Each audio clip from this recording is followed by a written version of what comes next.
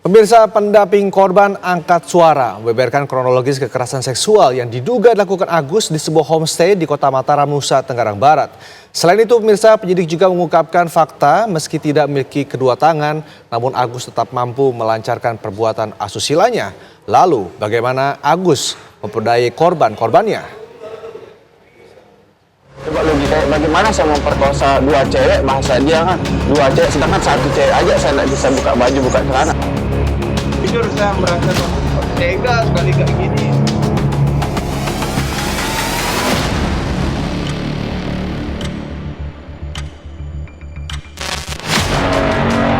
Agus, tersangka tindak pidana kekerasan seksual, boleh saja berkelit tidak mengakui perbuatannya.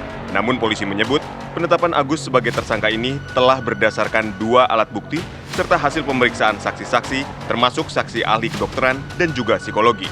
Semua ke pelaku dan dengan kata-kata kalimat kalau tidak mengikuti permintaan saya akan bongkar aib kamu.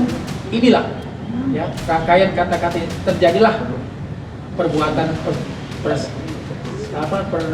pelecehan seksual itu yang terjadi di salah satu homestay yang ada di Mataram. Memang di dalam ceritanya bahwa yang membonceng itu adalah si korban ke homestay, tapi yang mengarahkan menuju homestay Nans itu itu adalah si pelaku. Nanti bisa didalami oleh pendamping karena yang mengawal dilakukan. Setelah itu proses kita lakukan proses dan kita tetapkan si Agus sebagai tersangka. Dan saat ini si Agus merupakan tahanan kota. Polisi menjadikan Agus sebagai tahanan sementara selama 20 hari. Meski Agus berstatus sebagai disabilitas, polisi memastikan bahwa proses hukum yang dijalani Agus telah sesuai dengan aturan hukum yang berlaku. Berdasarkan PP 39 tahun 2020 tentang penanganan disabilitas yang berhadapan dengan hukum, sebelum kami melakukan pemeriksaan terhadap terlapor, dalam proses penyelidikan, kami sudah melakukan tindakan yang namanya penilaian personal, di mana kami melakukan asesmen terhadap terlapor, apa yang bisa dilakukan dan apa yang tidak bisa dilakukan. Karena juga kami mempertimbangkan kondisi yang bersangkutan, kami berupaya semaksimal mungkin walaupun yang bersangkutan diduga melakukan tindak pidana, tapi hak-hak yang bersangkutan kami penuhi semua. Kami melibatkan Komisi Disabilitas Daerah NTB untuk pemenuhan pendampingan hukum, walaupun sempat yang bersangkutan menolak, tidak mau didampingi, tetapi berdasarkan ketentuan dalam proses penanganan dengan ancaman di atas 5 tahun, kami pastikan bahwa hak-hak yang bersangkutan terlindungi dan didampingi pengacara. Kemudian tindakan-tindakan yang kami lakukan dalam proses penyidikan, kami juga melibatkan kami melibatkan Komisi Disabilitas, kami melibatkan psikolog, sehingga walaupun proses hukum penegakan hukum berjalan, tetapi tetap hak-hak yang bersangkutan kami utamakan, kami lindungi.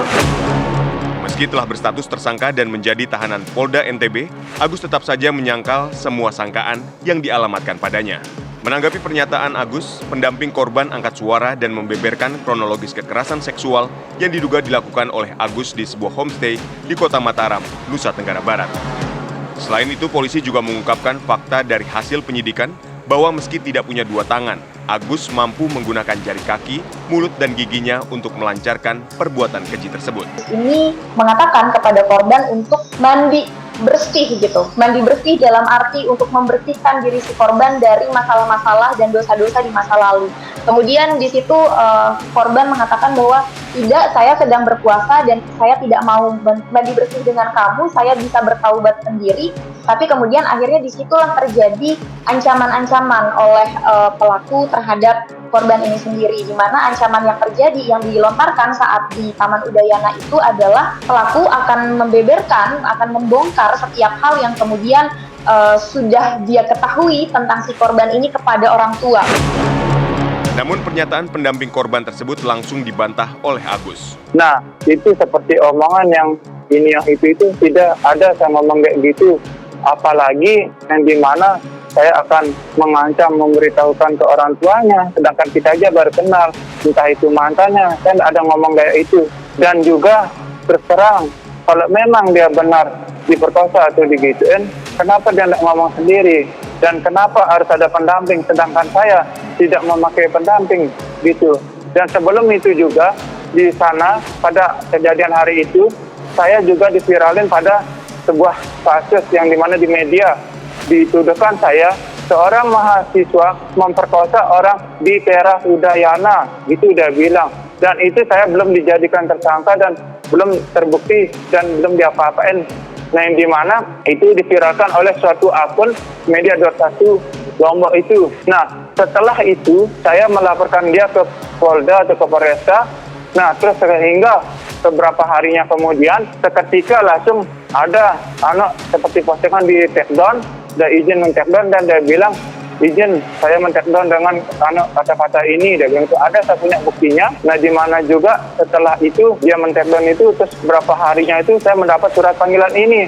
Dan sampai sekarang kasus saya dilanjutkan dan baru ini setelah saya viral ini baru dia langsung saya dilanjutkan kasus ini gitu. Dan saya terus terang tidak ada punya apa-apa Bu untuk ngasih pendamping atau apa gitu. Kok bisa pendampingnya ngomong seperti itu? Kenapa tidak langsung orangnya sendiri yang ngomong gitu? Agus juga berdalih perbuatan yang mereka lakukan tersebut berdasarkan atas suka sama suka. Dia mungkin suka sama saya dan mungkin saya suka gitu Bu. Saya masuk, nah setelah masuk itu dia yang bukain baju celana saya dan dia buka sendiri gitu. Karena atas dasar saya suka sama dia dan dia suka sama saya karena dia yang bukain gitu Bu. Gitu. Tetapi setelah atas dasar suka sama suka itu, nah seketika setelah itu dia menelpon seorang temannya Bu. Dia bilang, tunggu saya di Islamic Center, dia bilang. Pernyataan Agus tersebut bertolak belakang dengan keterangan dari pendamping korban. Ya, itu sangat jelas membuat-buat ya, karena jadi begini, saya lanjutkan mungkin dari yang tadi saya sempat jelaskan ya, bahwa pada saat korban sedang duduk-duduk sambil membuat konten di Taman Udayana, itu pelaku Agus datang untuk mengajak korban berkenalan, kemudian di situ pelaku berusaha untuk mengambil simpati dari korban, sampai akhirnya korban percaya bahwa si pelaku ini tidak bermaksud apa-apa, hanya ingin berbincang-bincang saja. Nah, kemudian tadi terjadi satu momen di mana pelaku mengarahkan korban untuk melihat ke arah utara, di mana di sana terjadi satu adegan yang membuat si korban ini merasa terkejut hingga menangis dan ketakutan. Yang kemudian si pelaku ini mengajak korban untuk berpindah tempat ke tempat yang lebih belakang, di mana tempat itu lebih sepi, tidak ada orang, untuk menghindari adegan itu. Nah, dan itu juga membuat korban masih percaya karena memang tidak ada kecurigaan saat itu dari sisi korban.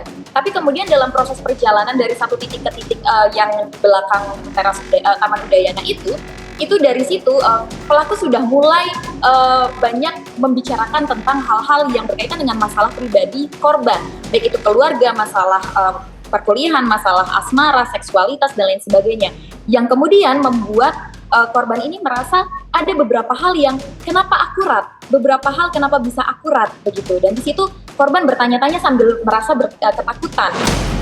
Episode selanjutnya, korban Agus bertambah menjadi belasan orang.